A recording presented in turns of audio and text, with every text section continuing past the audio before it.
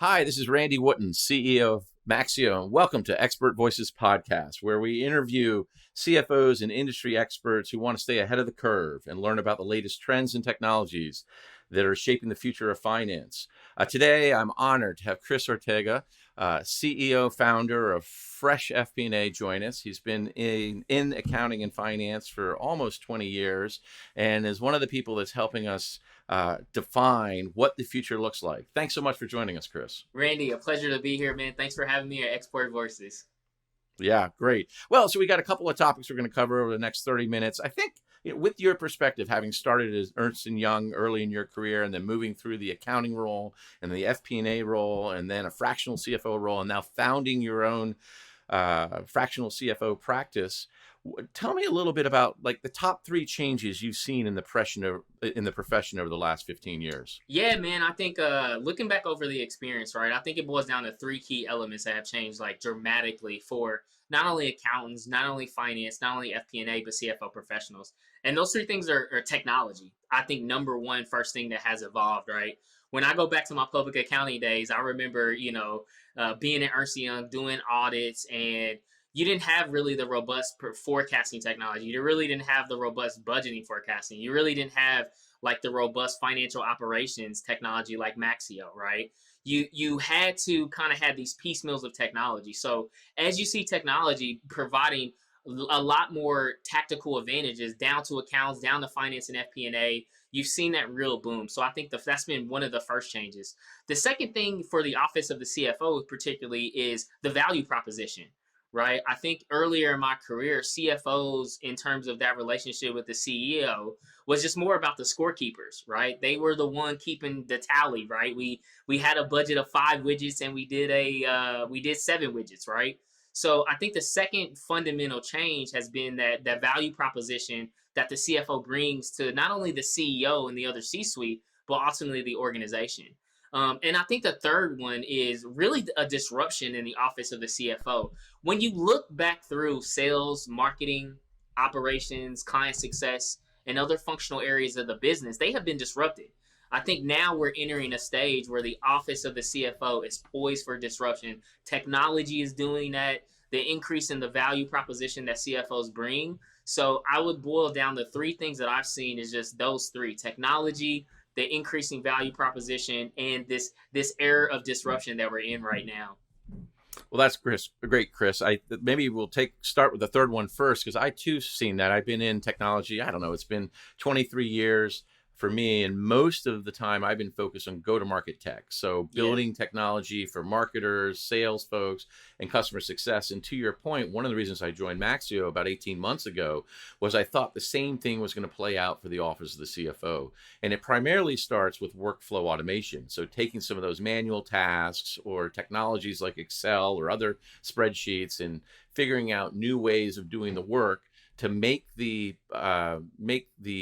individuals more effective and more efficient. So absolutely think we're right in this cusp of disruption.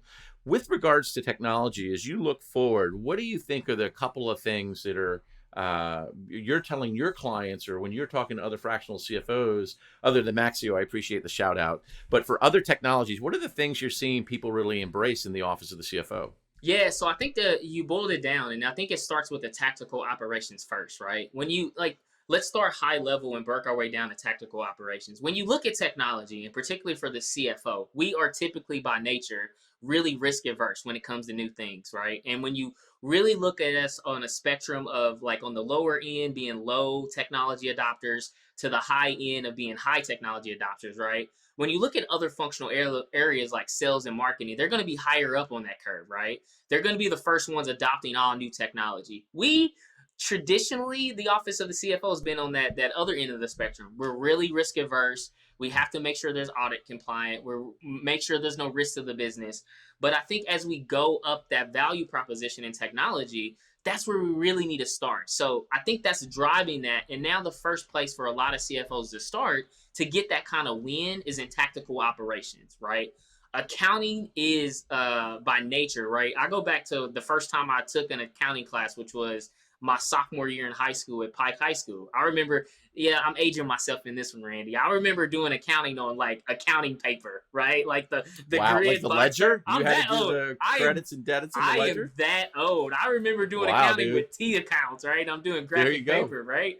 Yeah. But that's the catalyst of it. And I think when you look at CFOs and where technology is really like increasing that value proposition is in tactical operations, right? When you look Yep. at, for me, the number of AP solutions, the number of AR Right. solutions, right? Right. I remember working with a technology generative AI partner called Collect AI when I was leading a high growth software company in marketing technology, right?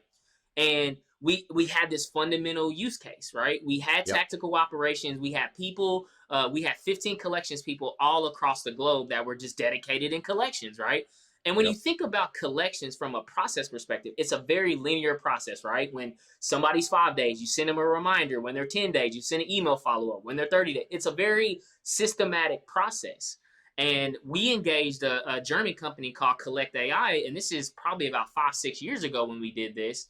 And we leveraged automation and this technology to help put our people in the higher value activities inside of that tactical operation, right? So Yeah. we repurpose the things that they love to do, which is that linear thinking. I love like following a process. I love when my process is driving results with cash coming in. And I love having the ability to be able to communicate with a lot of different customers. Well, now we got technology to do that. Now we got our people focused in the higher value. So to me, that's a real life use case where you see in the office of the CFO where you can get those tangible wins. And then you want to get to the prescriptive and predictive analytics, which is like holy grail. Not a lot of finance organizations are really leveraging that strategic kind of level power yet. Start with the tactics, start where you can get immediate impact of putting your resources in higher value activities. That would be my advice to all those CFOs looking to gain that disruption in terms of technology. That's great, Chris. And I think just my own experience similarly was you want to be able to find things that are replicable, where the Yeah, process is replicated, the information flow, the data flow is similar, and then you're able to layer in some automation. And I think to your point, what's interesting in the office of the CFO is there is this feeling of, oh gosh, I want to look at my spreadsheet or I want to look at my journal entries because I trust that. And so there is a little bit of surrendering of control to a system and say, I trust it. And I think the other point that you're making is there's a compliance piece, so you don't want to go to jail, definitely. right? Or when you're going through due diligence for when either raising money or going through an acquisition process, you don't want to be the guy or gal called out because your stuff wasn't all in one sock and it wasn't all sorted. So that's number two. But number three is I do think finance people in particular really do like they're very logical, very precise. And so it is hard to let go of Excel. Like we're not going to pull Excel out of their cold dead hands, right? Like Right. they want that. So I think that's great. That's a great story around process automation that allows you to move Definitely. up the stack in terms of valuation. You mentioned AI, and clearly every podcast needs to talk about AI. Yeah, Um, definitely. what other technology have you seen, or do you feel like the accounting profession in particular is threatened by AI, and so struggling to figure out what their new world's going to be? Yeah, so I love this topic. And I remember, I've been working with the AICPA, which is the American Institute of Certified Public Accountants. I've been part of their CFO committee chair for probably like the last 8 to 9 years. And I remember this conversation 8 to 9 years ago when the first time we talked about, is AI going to take my job, right? And you got a lot of finance professionals. You have a lot of accounting professionals. You have a lot of probably CFOs thinking, is this going to take my job? My fundamental answer then is staying true even till now, right? It is not going to take your job. It is meant to level us up, right? So when you think about this technology, generative AI, right? One of the best use cases that it has is not starting from scratch, right? Think about it. So I'll give you a real life example of me working with an accounting professional to get from starting from scratch to, I will always say like the red zone from a football analogy, right? Which is like the 20, which is like the 10 yard line to get in the field, right? So obviously an accounting pronouncement, Randy, that's going to be near and dear to your heart, ASC 606, right? For those that don't know, yeah, look at Randy in the background. Randy's like, hey, if you want a awesome technology to help you streamline and automate that whole ASC 606 process to complement the CFO. Highly recommend all those accounting, finance, FP&A professionals to check out Maxio. But I'm working with this audit manager on this, and and honestly, Randy, this was me meeting him at the Expert Voices when we had it in Indianapolis. He was there at the event when we had the collective conversation. He was talking with me. He's like, "Yeah, man." I was like, "Hey, man, catching up with him. How's it going?" He said, "Chris, I spent like 4 hours last night. I was working with one of my large retail clients. They're implementing ASC 606. I spent about 4 hours looking at all the accounting guidance to write up this memo to give to them. And, that's what I spent most of my night on. So I'm kind of, in ASC 606 mode." I said, "Why'd you spend 4 hours doing that?" He's like, "What are you talking about?" I said, "Look, man, I'm going to schedule." And the very next day after our exploit voices that we had together, I got on a 30-minute meeting with him. And I said, "Let me show you the power of generative AI to help you get this information." So we literally opened up ChatGPT. We went into GPT-4 and I said, "Hey, you are an audit manager and you want to write an ASC 606 memo for a, $30 million retail client. Make the memo easy for a non-finance person to understand, and also make it in a format that I can copy over to a 5-slide PowerPoint presentation," right? Literally, we typed that up, it gives it, and I was like, "Hey, make sure we have an authoritative source like a Ernst & Young or a PwC that you're sourcing this memo from." And we literally, in that conversation, in 15 minutes, he was able to customize, and he added some pieces in there. He's like, "This is unique to this business, so we need to add this in there." 20 minutes later, he's like, "Chris, I can't believe like I wasted 4 hours of time doing that when I could have used this," right? Yeah, So I think you're spot on. that's a practical use Yep. case where you can go in and say, what challenge are you having, and where can I go from like 0 to like 80%? Now Yep. you're not having to start that drive at the 0 yard line and get to the 20. You already start in an opportunity. You're right there to customize it and configure it to your business, to your team, or to your client to make an immediate impact. And that's time saved, right? That's 20 minutes of time that I spent with him. That could have been 3 hours and 40 minutes of time that he could have had doing other valuable things for his client or for his business. So that's a real life use case where you can see the power that it has to really put people in the most valuable activities that clients and businesses need. Yeah, I think Chris, I oversaw, I was CEO of a company in the first gen AI called Rocket Fuel. We did predictive AI using logistic regression analysis. And at the time, people in marketing were worried about getting displaced. So they were marketing media planners and buyers. And the whole thing felt like it was the Terminator versus the Jetsons. Right? The machines were going to come and take us all out. And what we had to reframe in our marketing messaging was move from artificial intelligence to augmented intelligence. Ooh, I like that. Meaning it's a tool that's helping you do your job better. And so I think the second gen AI, the other big difference is we had to have data scientists that were using AI models to answer specific questions. But now the level of abstraction has increased so that users like you and me can go in and get the benefit of a tool and use that prompt engineering that you're describing to really help us get going. And it's unnerving how helpful it can be. You have a kernel of an idea, you frame it appropriately, and it changes the way you start. So to your point, you're getting a fast start on these different components. And so I do think when I talk to my team about AI, I think there's probably 3 dimensions to think about. One is every function is going to be impacted by AI. Most definitely. You got to start practicing. So to your point, like you're helping that guy learn it, he's going to help someone else learn it. And we'll get back to this. Where do you find communities of practitioners that are doing this sort of stuff? But that's number 1. Number 2 is everybody wants to put AI next to their name now. It used to be you didn't want to have AI, but everyone's .ai again. And I do think that CEOs and executive teams, and maybe the CFOs in this case, can really help in understanding what is the data that you're actually capturing. Can it be structured in a way that's going to allow for not just data science problems, but really AI models to go on top? So is it worth moving beyond just a data strategy to an AI strategy? Yep. And then the third thing I think, which is really interesting, is how are you going to play as a company in the AI marketplace? So we're a billing and financial operations solution. There are a bunch of AI companies that need to figure out how they're going to charge for AI. So there is a world that we need to go explore, and we're starting that today. But I do think AI more broadly can impact the function, it can impact the set of products you offer, and it can impact your go-to-market. And that, to the point you're making, a CFO being able to help inform that from a position of strength where they aren't being threatened by AI, they're practicing with it, they have a deep understanding of the data and can help inform the go-to-market is a new way of thinking about things. Yeah, Randy, let me just add to that because I think this is a good talk track for CFOs and people out there, right?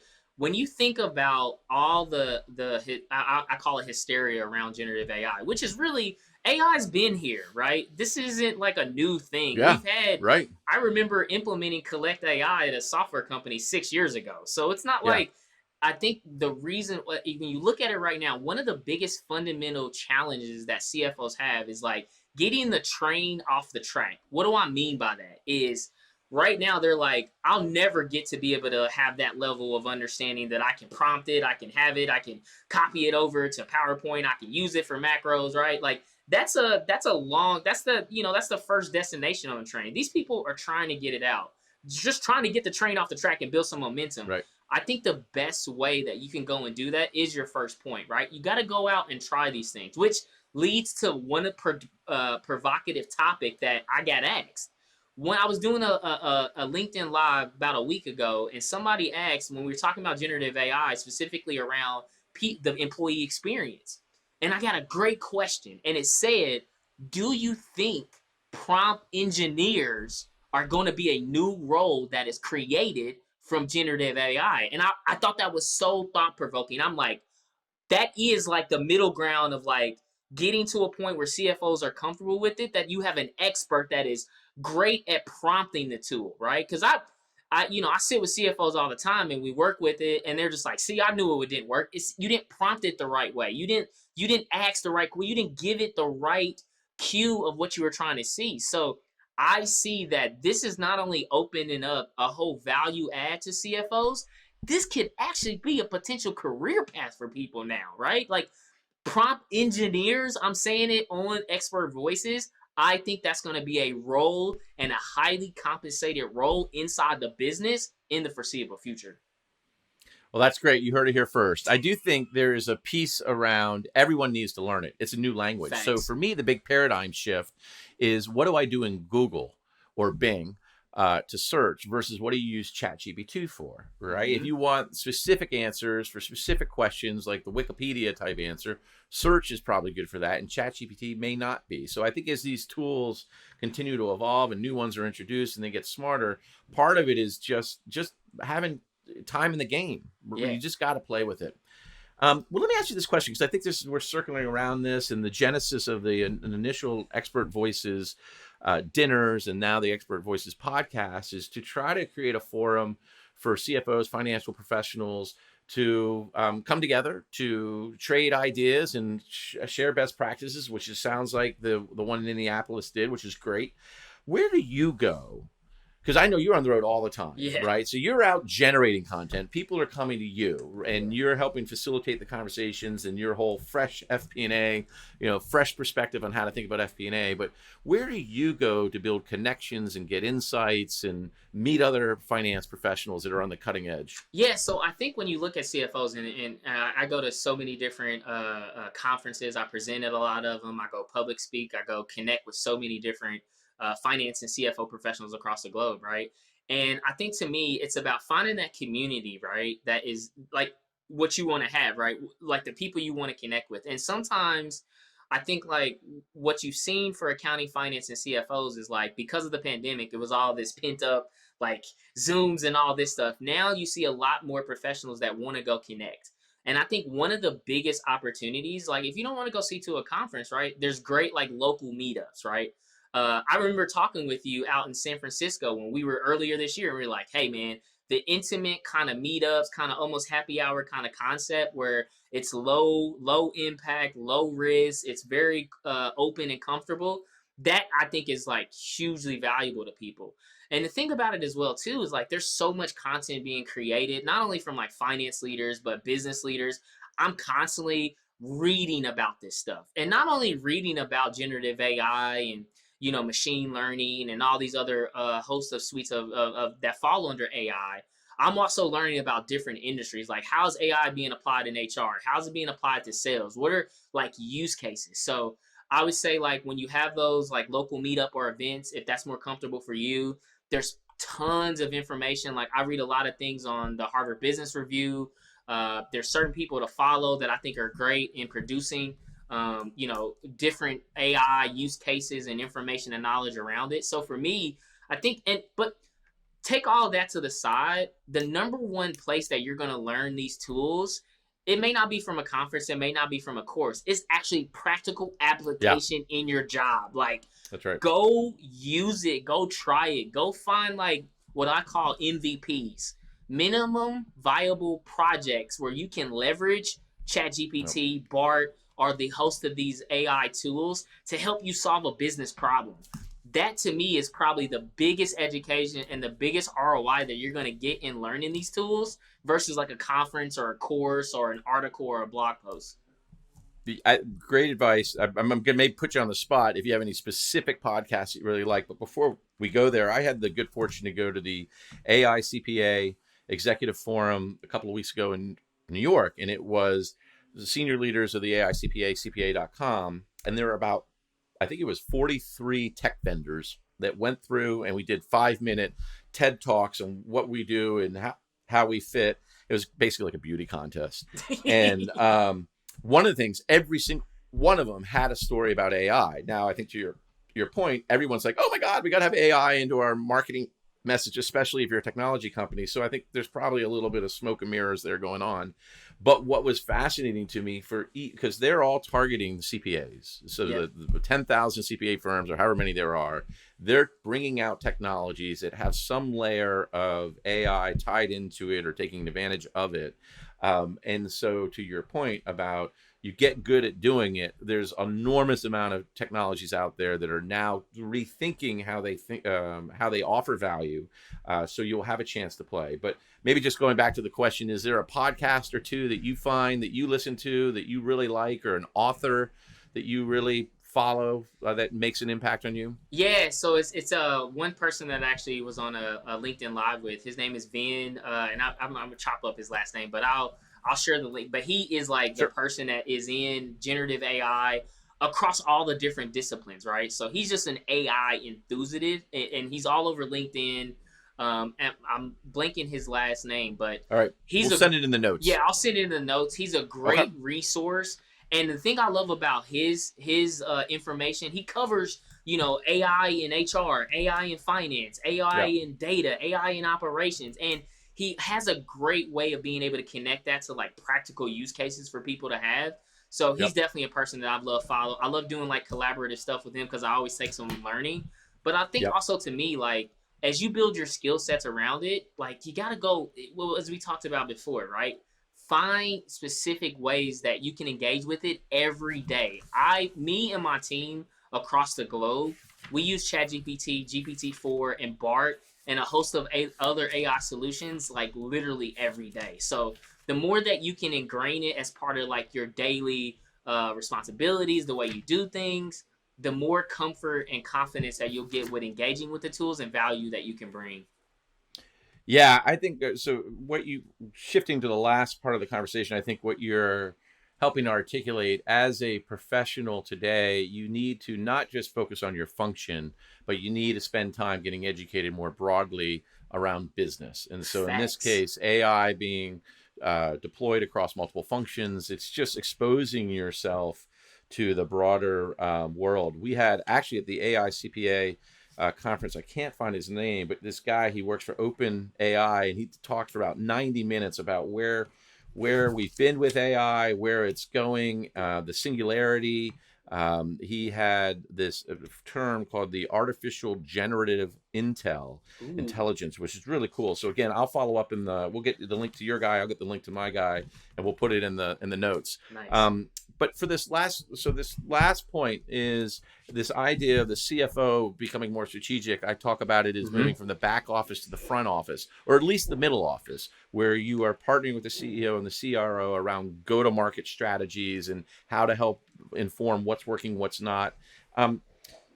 Is there a metric that you think is not appreciated by CEOs, having worked with a bunch of early stage CEOs, that as a CFO, fractional CFO, you're like, dude, this is the thing you need to focus on? Is there one in particular that you think you would want to make the metric for everyone to consider in the broader expert voices community? Yeah, so I think for me, it's not going to be a financial metric. I think in the clients that we serve, which at Fresh FP&A, we work with all different kind of companies and high growth businesses as their strategic finance executive and their advisor to their business, right? And one thing that I think is the most important element that CFOs miss all the time, right? We put on that CFO hat and we want to look at those financial. We want to look at CAC. We want to look at customer lifetime value. We want to look at rule of 40, whatever those metrics are, right? I think CFOs of the future, we need to be better connected inside the people aspect. So we need to put on that chief feelings officer hat. And I think one of the most undervalued and blue ocean metrics is employee NPS, right? Like getting the pulse of your people. How likely would they recommend their role? Would they recommend their team? Would they recommend their organization? Because at the end of the day, right, like when you think about scale, I think data is a path to competitive advantage. And when you look at all the different studies of high performing team, people that are more engaged in your business, you're going to make more money. You're going to have more impact across the organization. So employee NPS, that is a hidden gem. And for CFOs to go partner with the HR or the people side of their business and be strategically involved in helping set the baseline around that and identify, the strategies, the tactics, the metrics, the milestones, and the plans that you need to improve that in collaboration with the people officers or HR leaders of your organizations with the CFO, that is, you get the best of qualitative, you get the best of quantitative to the impact to one of the most valuable asset in your organization, which are your people. That is a game changer. Not the first person to say this, but at the end of the day, software is a people business. Facts. The product is built by people. The sales are done by people. The marketing is done by people. All the support is done by people. And I think often in software organizations, you end up with leaders who think, oh, no, we're building this shiny city on the hill, and it's all about technical purity. And instead, that works when you're 5 people, but when you're having to scale and hire people who need to support these functions, I think it really is the employee NPS or employee engagement score, having some sort of regular listening post. And I think that's probably even more true, Chris, in this world where we're hybrid. Facts. And so you don't have the ability to be in person. Like I grew up, like I like being around people. I want to talk to them. And then in those conversations, you get a vibe. Like, are they happy? Are they engaged? And it's so much harder to do in a hybrid work world. So I think having the regular survey going out and then pivoting the data by function, by level, by tenure. So what percent of people are leaving after 1 year? So it's this combination of employee satisfaction or NPS, attrition data, and then hiring data. And how do you become an employer brand of choice? And people like to work with people they like. Facts. And I think, I think as finance professionals can like work in collaboration with their people operation, it gets back to my third point that I mentioned that changed in the last 15 years, that value disruption, right? CFOs, if you're listening, if you're taking one thing away from this conversation as I call the fresh CFOs of the future, right?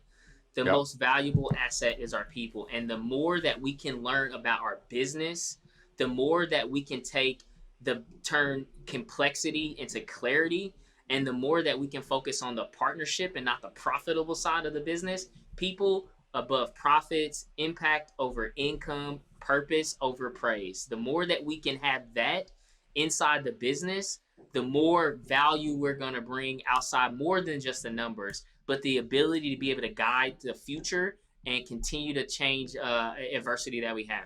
It's the time for the fresh CFO, Randy. That's right. Well, Chris, just to that last point, are you telling all your CFO friends out there they need to fund more travel and entertainment and training dollars, like to keep the employees engaged, like rather than cutting that at the end during the budget process? Yeah, it's important for people to connect, man. I mean, I think when you look at this hybrid kind of environment, man, like I've seen companies and we've partnered with, chief human resource officers and chief people officers to give stipends of like, hey, local teams, meet up, right?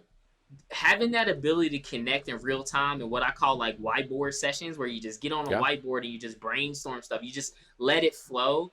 I think it's really hard to capture that in the virtual environment that we're in. So CFOs, before you cut those training dollars, before you get rid of everything, make sure people have that ability to connect in real life topics and just ultimately just have time to connect, right? Yeah. That is I'll tell so you, important. last story on that. So I had a chance to be, I was CEO of a company called Percolate, sold it to a company called Seismic. I was chief strategy officer working for an incredible CEO, Doug Winter. And he had a commitment that every year he brought every single employee together for the called the Seismic event or Seismic activity. And it was a huge line item, huge line item. And with the years that I was there, he would go toe to toe with the CFO and he'd go toe to toe with the board about how much he was spending on it. And this is before even COVID.